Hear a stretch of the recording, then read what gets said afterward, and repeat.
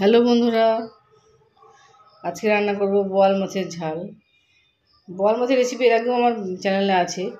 বোয়াল মাছ বিভিন্ন রকমভাবে রান্না করেছি, সরিষা বাটা দিয়ে বা পেঁয়াজ দিয়ে। বোয়াল মাছ যেভাবে রান্না করুন না কেন সেভাবেই খেতে ভালো লাগে। এই বোয়াল মাছের মাথা বলে দুটো সময় থেকে গোটা মাছটাই আমি রান্না করবো আজকে। পরিষ্কার করে ধুয়ে নুন হলুদে মাখিয়ে নিচ্ছি। এই তৈলাক্ত মাছ কাটা থাকে না, একটা কাটা থাকে, খেতেও ভালো লাগে।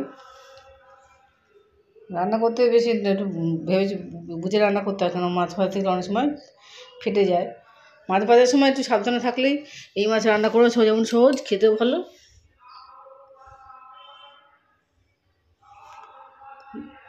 কড়াইয়ের মধ্যে তেল দিয়ে দিয়েছি আমি। এবার মাছগুলোকে আমি ছেড়ে দিচ্ছি। মাছ যদি একটু বেশি একটু হলুদ দিয়ে দেন তাহলে আর মাছ ফুটবে না, গায়ে ফুটবেও না। বা যারা বেশি হলুদ না দিয়ে যদি ঢাকা দিয়ে দেন তাহলেও হবে। ঢাকা দিয়ে রান্না করলেও বল মাছ ফুটবে না। এই টিপসগুলো একবার ফলো করবেন, দেখুন বল মাছের রান্না কোনো ব্যাপারই না। ভাজা হয়ে গেলে মাছটা তুলে নিচ্ছি আমি। এবার আমি সমস্ত মাছগুলো ভেজে নেব। মাছের মাথা দিয়ে রান্না করবো। মাছের মাথা দিয়ে রান্না করলে রসুনটা দেবেন, রসুন দিলে তবে মাছের মাথাটা খেতে আর ভালো লাগে। বোয়াল মাছের মাথা আমি আলাদা করে দেখাবো, চচ্চড়ি করে দেখাবো। আমি টুকরো করে নিয়েছি, মাথাটাকে টুকরো করে নিয়েছি যাতে মশলাটা ভালো মতো ঢুকে যায়।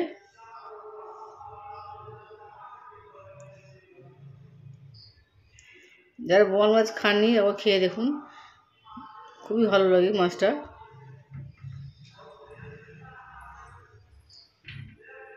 আস্তে আস্তে উল্টে নেবো মাছটা।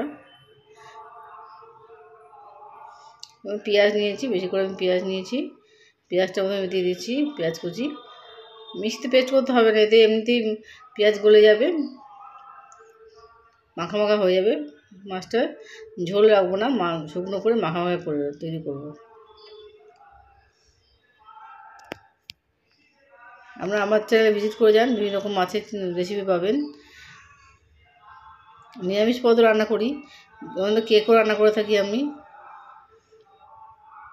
টমেটো দিয়ে দিলাম, আধা টমেটো দিলাম, হলুদ এবং লঙ্কা করে আস্তে আস্তে দিয়ে দেবো। এক এক করে মশলাটা দিয়ে দেবো। লাইক এবং সাবস্ক্রাইব করতে বলবেন না। কমেন্টে আমাকে জানাতে পারেন, আপনাদের মন্তব্য আমার খুবই দরকার।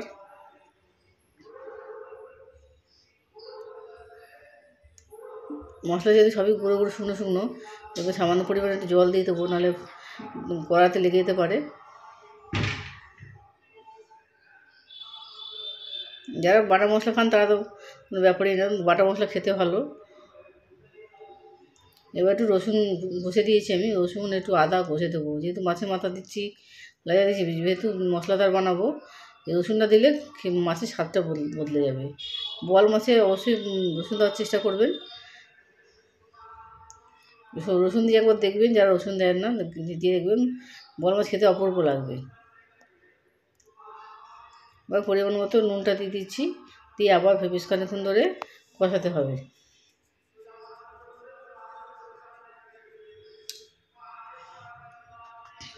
অনেকটাই শুকনো এসে তেল যখন ছেড়ে বেরিয়ে আসবে তখন আমি জলটা দিয়ে দিচ্ছি। জলটা দিয়ে ভালো করে ফুটতে দিতে হবে। এর মধ্যে আমার পেঁয়াজটাও গলে যাবে, টমেটোটাও গলে যাবে। আর মিহি করার দরকার নেই, পেস্ট করার দরকার হবে না, এমনি গলে যাবে। যে ফুটে উঠেছে আমি মাছগুলোকে এক এক করে দিয়ে দিচ্ছি।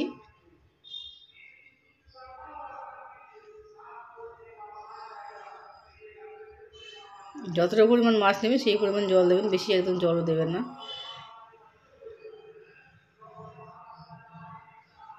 সমস্ত মাছটাই আমি দিয়ে দিলাম। এবার শুকিয়ে নেওয়ার পালা।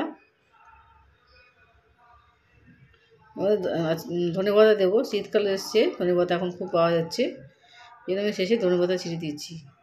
দেখুন একদমই শুকিয়ে গেছে, মাখা মাখা হয়ে গেছে। এইভাবে মাখা মাখা করে বোয়াল মাছ খেয়ে দেখুন, খেতে অপূর্ব গরম ভাতে।